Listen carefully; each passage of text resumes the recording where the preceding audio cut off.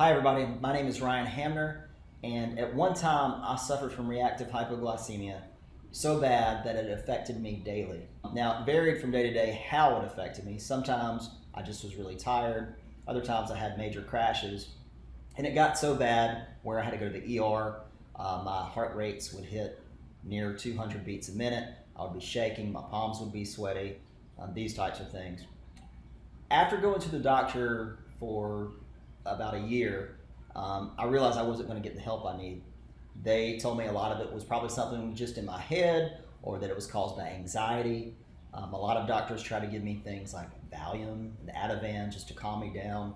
But of course, these things did not work because it didn't get to the root cause of my problem, which was reactive hypoglycemia. This is when I had to take things into my own hands.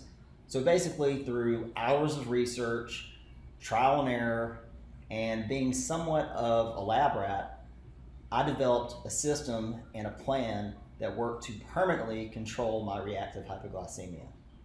So today I have virtually no issues with the symptoms of reactive hypoglycemia. I also get to eat cake every now and then when I want it.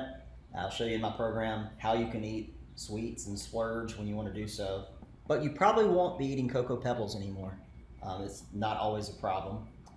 But in my program, I also talk very much in detail about other things you might not have considered. Blueberries are pretty good though.